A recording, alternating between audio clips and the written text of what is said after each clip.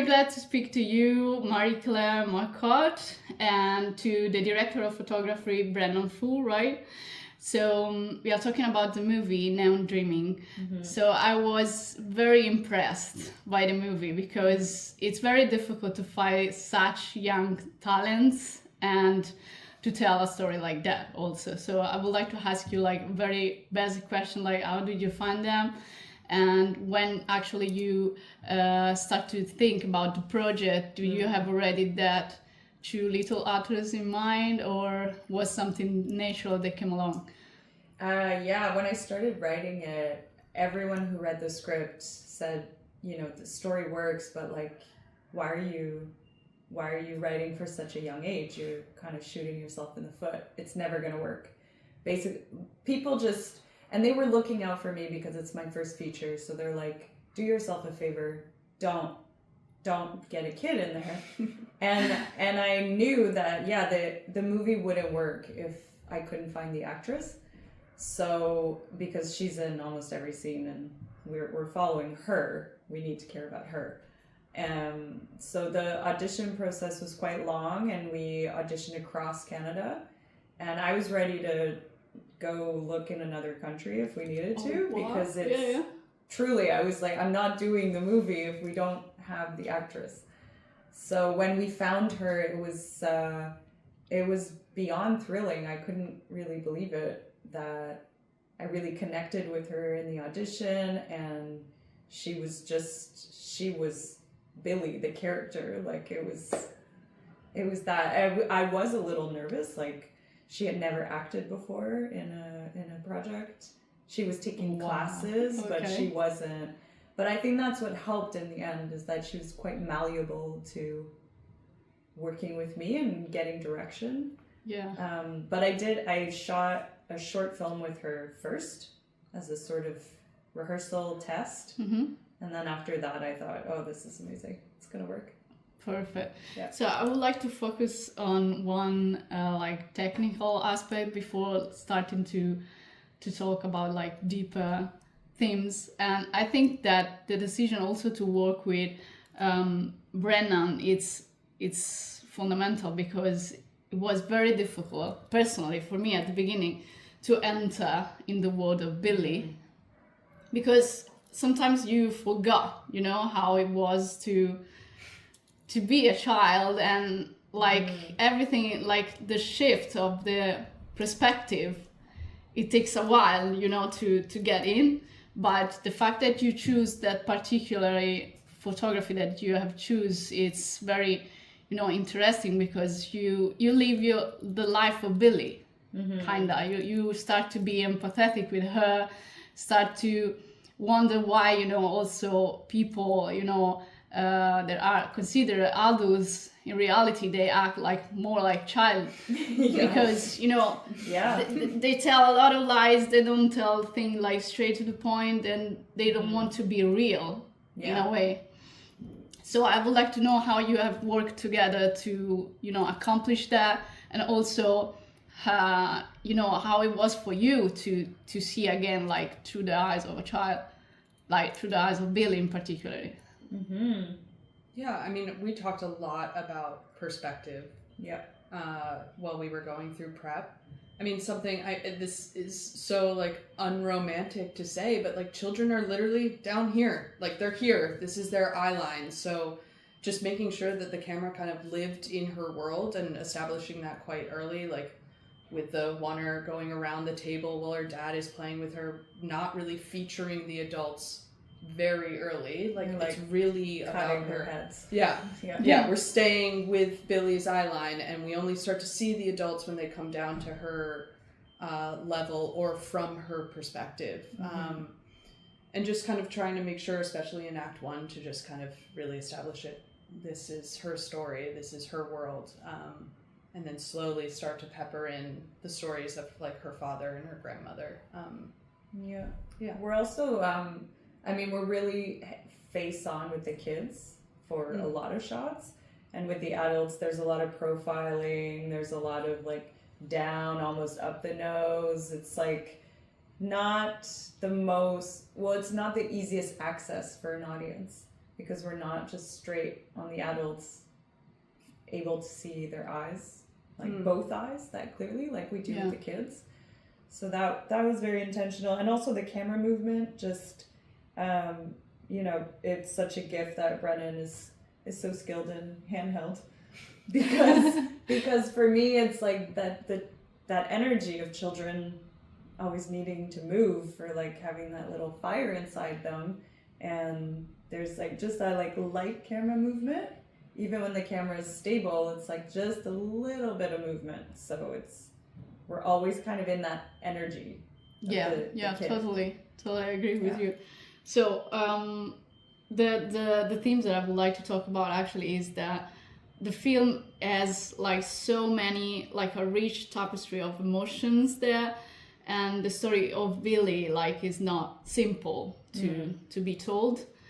So I would like to ask you how you balance this, the fact that you are showing like this harsh reality of her, because she is trying to discover the truth about her family, and she's so young, you know, to have to deal with this kind of matters. And also she's very kind of stubborn to find the truth. Like she wants to know, like as she gets angry, and she's very real, you know, when she reacts to the lies of the grandma. So I would like to know how you balance all that, like the harsh reality on one side and the fact that you are specific, bring us into a world also of imagination, because she wanted to be like some kind of ballerina, I don't know, but she has this in mind that we are at the first stage of the movie. She believed that her mother is this famous dancer, and so there is this part of dreaming in her head, and then she has to find out something very different. Well, I think the kind of harshness of her unearthing the lies is, to me, like it's inherently in the story. So there's that part, and then her naturalistic acting of her like just being a normal human being going through this journey, and not like a cute kid discovering things. She's just really real, and has profound access to her emotional space already. So that was, you know, that's the drama of it. And then I think the lightness also comes through the colors, through the art design and the costumes. Like it's a lot of bright colors for all the children.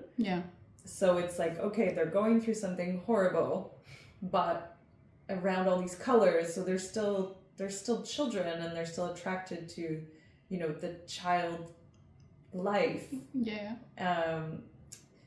And then we talked, like, lighting wise, nothing was too bright or too,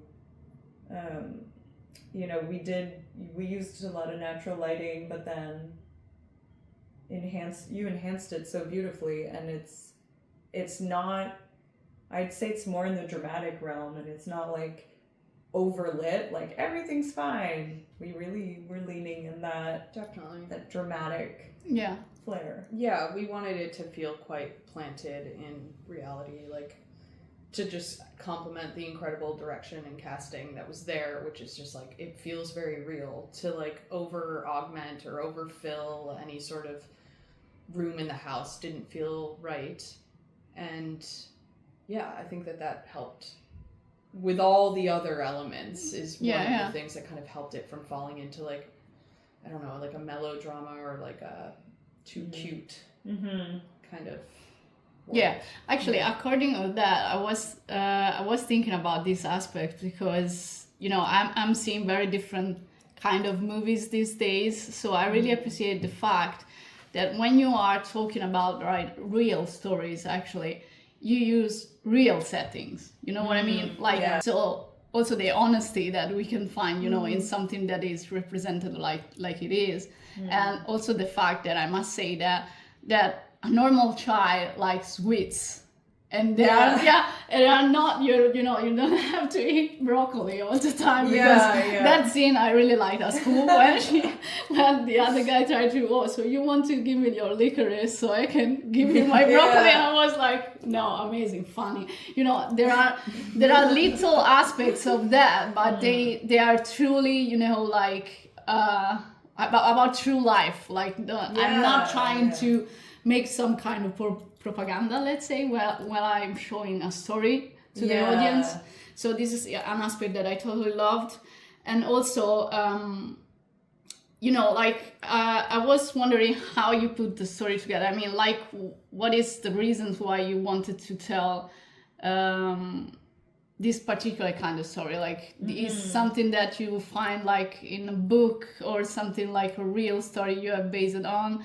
And also, all the aspects that you consider about the characters too, because there are also mental issues, problems that you show, like with very delicacy, we can say, like with very sensitiveness. Like not showing off like, oh, I want to do that, so I put that in the movie. You know what I mean? Yeah, it's and I was reading a lot of literature about women mothers leaving, fleeing, and I'm not a mother, but from what I observe, it's just I really understand how a mother could leave. Like in this day and age, we're not very shocked when we hear about like fathers leaving. We're like, yeah. But a mother leaving, it's like, oh no, what? But it's like the pressure on women is already so great. And then mothers, it's like even more. So of course someone would want to escape from that. It makes sense to me, and it's so heartbreaking. But so there's that aspect. I do talk about addiction, and I've been around like family members who have struggled with alcoholism, so inspired by my real life that way.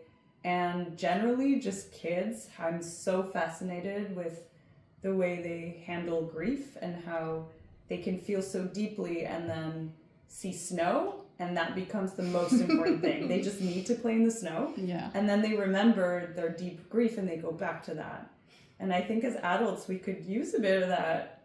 Like we could still feel the pain but also like shake out of it. It's needed. Just like a bit more back and forth, like how the kids do it. I'm inspired by that when I see kids do that. So what I'm observing these days, in particular, this festival is sometimes there is like a invisible thread in a festival.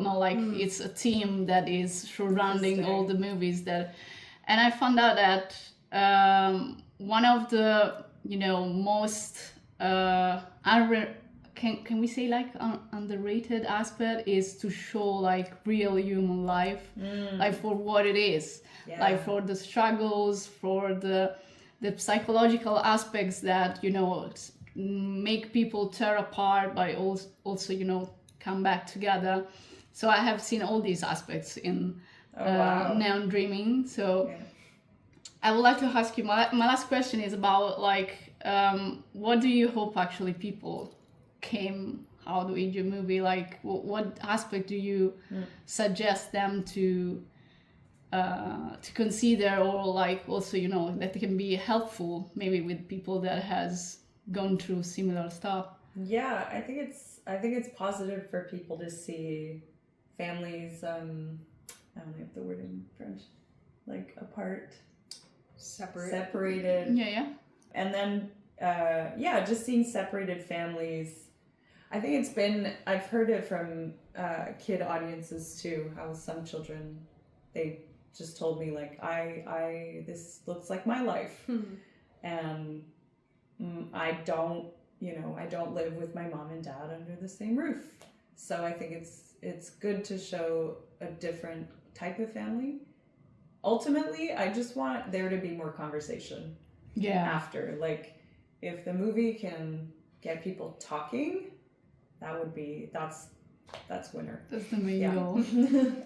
Thank you so much. It was amazing talking to you, like an honor, and for me it was an amazing time watching your movie. So keep doing. Thanks so much. Thank you so much. This was lovely. Yeah.